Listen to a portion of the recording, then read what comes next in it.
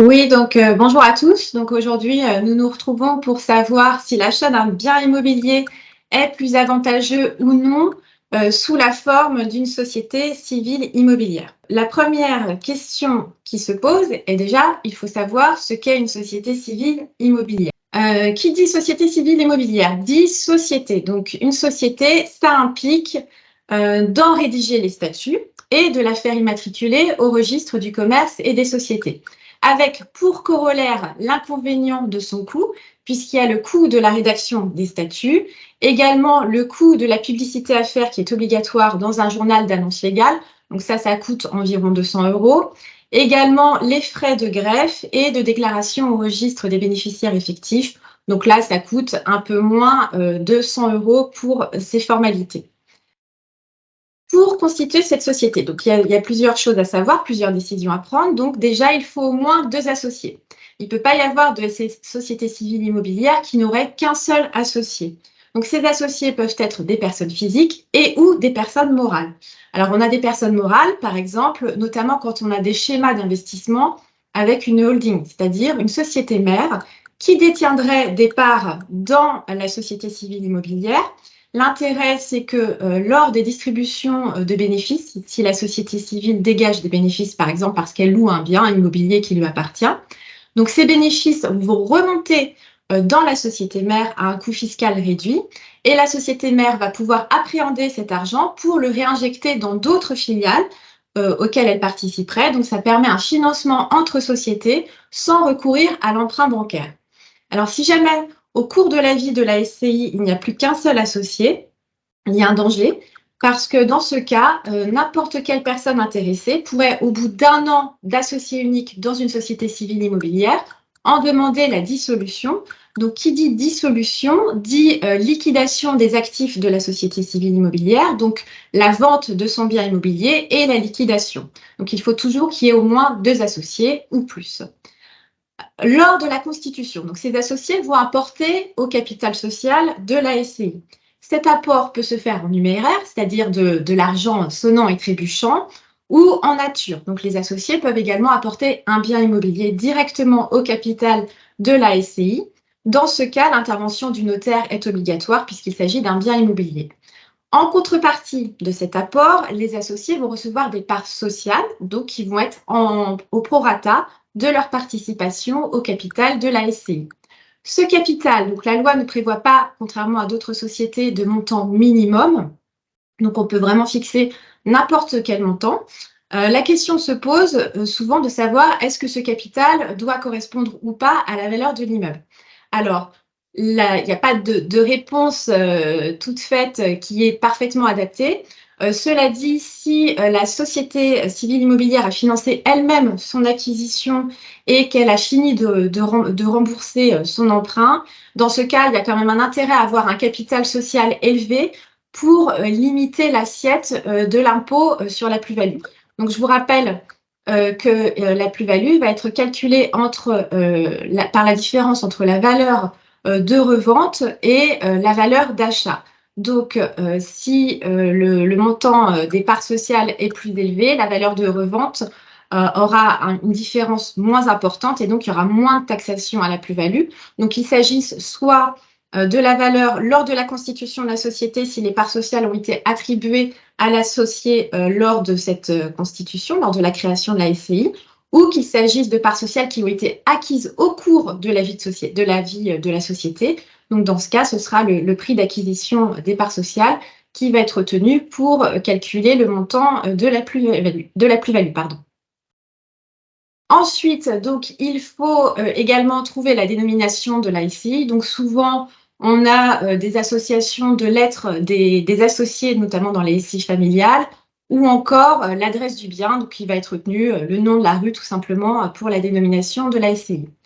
Il faut également choisir son siège social. Donc, son siège social, très souvent, c'est l'adresse du bien, mais ça peut également être le domicile du gérant, étant précisé que s'il est locataire de son logement, dans ce cas, il est mieux de prévoir l'information préalable du bailleur, sachant que la domiciliation d'une SCI, contrairement à une société commerciale, est tout à fait possible dans le cadre d'un bail d'habitation, puisqu'il s'agit d'une activité civile. Enfin, Il faut désigner un ou plusieurs gérants. Dans les SCI familiales, on aura tendance, et puis on va conseiller à désigner les parents et à leur donner les pouvoirs les plus étendus possibles, ce qui va leur permettre de conserver la gestion de leur patrimoine familial. Une fois constitué, donc il faut gérer la société. Donc pour ça, les gérants vont organiser des assemblées générales annuelles d'approbation des comptes. Donc ça veut dire qu'il faut tenir une petite comptabilité auxquelles vont participer les associés donc pour rendre des comptes et pour leur faire prendre des décisions sur l'affectation des bénéfices, s'il y en a. Donc est-ce qu'on les laisse en réserve dans le cadre de la société ou est-ce qu'on les distribue, aux différents associés. Si jamais tout va mal, donc il existe plusieurs voies de sortie pour la société qui souhaiterait plus faire partie de la société civile immobilière. Alors d'abord, il est possible pour lui de céder ses parts sociales, donc soit à titre gratuit en faisant une donation, soit à titre onéreux en les vendant. Il est également possible de se retirer d'une SCI. Alors là, les conditions sont un peu particulières. Donc, soit il faut ce retrait est prévu par les statuts, donc dans ce cas, on va suivre les règles qui sont prévues par les statuts. Soit il faut, si rien n'est prévu, l'accord unanime de tous les associés qui vont accepter que l'un d'eux se retire. Ou bien, si l'accord n'est pas obtenu, dans ce cas, il est toujours possible de saisir le juge pour forcer son retrait d'une société civile immobilière. Mais dans ce cas, il faut justifier de justes motifs. Alors, les justes motifs, ça peut être par exemple une mésentente entre associés, mais elle doit être suffisamment grave. Par exemple, il faudrait une mésentente qui paralyse complètement le fonctionnement de la société. Enfin, il existe aussi la voie de sortie qui est l'exclusion. Donc, l'exclusion d'un associé, donc là, c'est des raisons un peu plus graves. Cette exclusion peut être prévue par la loi, donc notamment si l'associé fait l'objet d'une procédure collective, redressement, liquidation judiciaire. Pourquoi? Parce qu'on estime dans ce cas qu'il ne sera plus en mesure de participer aux dettes de la société civile immobilière. Donc ça, je vais vous en reparler tout à l'heure.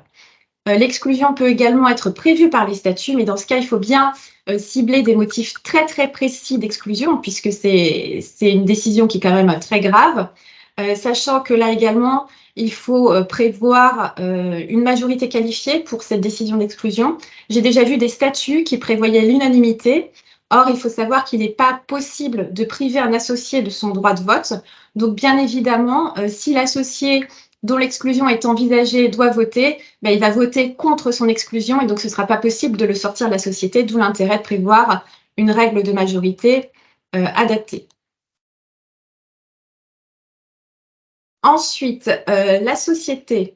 Donc, ah oui, je voulais vous dire également sur cette sortie je reviens juste en arrière, sur la sortie donc, de l'associé, il faut également prévoir l'évaluation de ses parts. Donc, soit on a un mécanisme qui est prévu par les statuts, soit on a un accord amiable entre les associés. Et si jamais on n'arrive pas à se mettre d'accord sur l'évaluation des parts, dans ce cas, le Code civil prévoit de recourir à une expertise, donc qui va être ordonnée par le juge. Donc, c'est un expert tiers indépendant qui va fixer la valeur des parts de l'associé au jour de son départ de la société.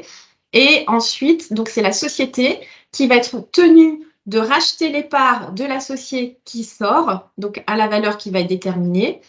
Quand elle va racheter ses parts, elle va les annuler puisqu'elle ne peut pas être elle-même associée de son propre capital.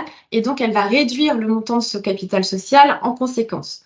Donc, si elle n'en a pas les moyens, il faudra qu'elle souscrive un emprunt bancaire ou encore qu'elle attribue à l'associé un des biens dont elle est propriétaire. Alors, un inconvénient de la société civile immobilière, puisqu'il n'y a pas que des avantages, il y a quelques inconvénients, c'est que comme il s'agit d'une société, donc elle ne bénéficie pas de la protection des dispositions légales qui bénéficient aux consommateurs. En effet, elle va être assimilée à un professionnel dès lors qu'elle agit conformément à son objet social. Son objet social, c'est quoi? Généralement, c'est l'acquisition, la gestion, l'administration de biens immobiliers. Donc, par exemple, elle ne pourra pas bénéficier du droit de rétractation dans les 10 jours de la notification d'une promesse de vente ou du projet d'acte de vente lorsqu'elle achète un bien immobilier protection dont bénéficient les personnes physiques quand elles achètent en direct. De même, elle n'aura pas la protection renforcée prévue par la loi Scrivener, donc les 10 jours de réflexion dans le cadre de l'octroi d'un emprunt immobilier, ni des différentes protections prévues dans le cadre de l'octroi du crédit, par exemple la mention du taux effectif global ou encore le droit de résiliation dont bénéficie l'emprunteur s'agissant de l'assurance emprunt. De même, elle ne bénéficiera pas de la clause d'exclusion de garantie des vices cachés lors de la revente du bien immobilier qui peut être prévue par l'acte de vente. Alors, il faut noter que parmi les SCI, donc, il y a un cas à part qui est fait pour la SCI familiale, qui, elle, va pouvoir quand même bénéficier d'une certaine protection. Alors, la SCI familiale, qu'est-ce que c'est? C'est une société dans laquelle les associés ont un lien de parenté ou d'alliance jusqu'au 4e degré. Alors, les degrés, pour rappel, c'est le nombre de générations entre deux personnes. Donc, généralement, ça va inclure les parents, les enfants, les grands-parents, les oncles, les tantes, les cousins et les cousines. Donc, l'intérêt de la distinction, c'est de permettre à la SCI de bénéficier de certaines dispositions qui sont applicables aux personnes physiques. Donc, par exemple, en matière de bail d'habitation, on l'avait déjà évoqué lors d'une précédente conférence. En principe, si le bailleur est une société, la durée du bail est de 6 ans. Or, si le bailleur est une SCI familiale, la durée du bail va pouvoir être de 3 ans, comme pour les personnes physiques.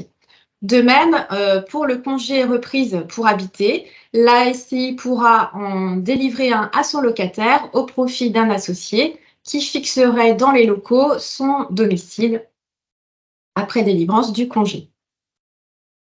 Alors, il faut noter également que, contrairement aux autres sociétés, donc dans une SCI, les associés répondent indéfiniment des dettes sociales. Donc, la société ne va pas faire écran. Donc, ça signifie que si la SCI a des dettes qu'elle ne parvient pas à régler, ce sont les associés qui vont devoir payer ces dettes, mais toutefois pas de manière solidaire, c'est-à-dire qu'il n'y aura pas un associé qui va devoir payer toutes les dettes de la SCI, mais en proportion de leur participation dans le capital social. Donc ça peut poser problème, notamment quand il y a des associés mineurs, ce qui est souvent le cas dans les SCI familiales, puisqu'on va trouver des parents et des enfants mineurs. Donc dans ce cas, la banque qui va être sollicitée pour financer une acquisition peut refuser d'octroyer l'emprunt bancaire parce qu'elle a une obligation de conseil, elle a une obligation de protection, et donc elle ne voudra pas engager un enfant mineur de manière indéfinie sur les dettes de la société et donc sur la dette de remboursement de cet emprunt. Donc, pour pallier cet inconvénient, il est possible de prévoir dans la rédaction des statuts, par exemple, une autorisation du juge des tutelles pour consentir à l'emprunt. Également, il est possible de prévoir de limiter la responsabilité des enfants mineurs au strict montant de leur apport, donc pas en proportion de l'apport, mais avec un plafond qui va être le montant de leur apport. Donc, d'où l'intérêt de bien rédiger les statuts.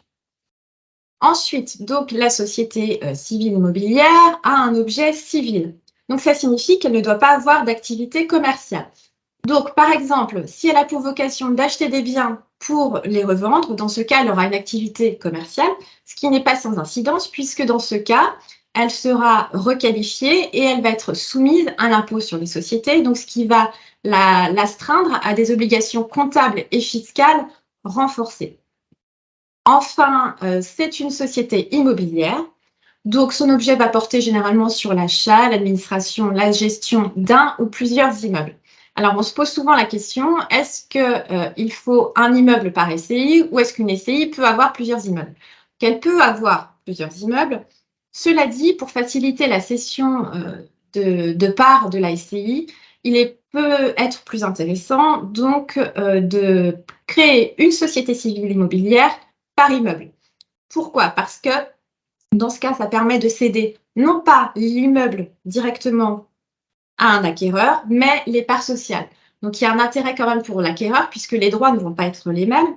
On sait qu'en cas de vente immobilière, les droits vont être environ de 7 à 8% plus les frais de notaire, alors qu'en cas de cession de parts sociales, les droits là vont être de 5%, droits d'enregistrement, et il n'est pas nécessaire de passer par un notaire. Donc, nous, avocats, par exemple, nous rédigeons régulièrement des actes de cession de parts sociales de sociétés civiles immobilières. Donc, le coût est plus faible dans ce cas. Donc, maintenant qu'on a vu ce qu'est une société civile immobilière, donc se pose la question de pourquoi y recourir. Faut-il acheter un bien immobilier en SCI ou non? Donc, la SCI présente principalement 3 avantages. D'abord, la souplesse de la gestion à plusieurs d'un patrimoine immobilier. Puisqu'on l'a dit, il y a minimum 2 associés. Ensuite, elle permet de transmettre son patrimoine immobilier à ses proches. Et enfin, elle peut permettre également une optimisation de la fiscalité qui va être applicable au patrimoine immobilier géré.